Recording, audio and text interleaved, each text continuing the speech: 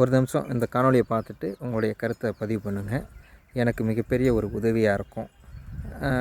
முந்தானத்து வாக்கு செலுத்துறதுக்காக ஒவ்வொரு ஊர்லேருந்தும் கிளாம்பாக்கமாக இருக்கட்டும், கோயம்புத்தூராக இருக்கட்டும், இங்கே மிகப்பெரிய ஒரு கூட்டம் வந்து காத்துக்கிட்டு இருக்காங்க. தண்ணி இல்லை, சாப்பாடு இல்லாமல் வெயிலில் அவஸ்தைப்பட்டு நின்றுட்டுருக்காங்க. தன்னுடைய கடமையை சரியாக பயன்படுத்தணும், சரியாக செயலாற்றணும்னு சொல்லி உண்மையிலே அந்த உணர்வோடு வராங்க. இந்த அரசாங்கம் உண்மையாகவே அவங்களுக்கு வந்து சேவை செய்யணும்னு நினைக்குதா, இல்லை பழி வாங்கணும்னு நினைக்குதா? ஏன்னா ஒரு பேருந்து வசதியை சரியானபடி ஏற்படுத்தி கொடுக்காத அரசாங்கம் உண்மையிலே மக்களை பழி வாங்க தான் என்னுடைய கருத்தாக இருக்குது. அதே நேரத்தில் பார்த்திங்கன்னா இந்த ஓட்டு எல்லாம் தாவேக்காக்கு போகுது, அதனால் நம்ம என்னத்துக்கு இது ஏற்பாடு பண்ணி கொடுக்கணும்? அப்படியே இல்லைன்னா கூட இந்த அரசாங்கம் அடுத்தது இல்லை, அதுக்காக நம்ம ஏன் உழைக்கணும்னு நினைக்குதா? இது இப்படி ஒரு கேள்விக்குறி, மிகப்பெரிய ஒரு கேள்விக்குறியாக இருக்குது.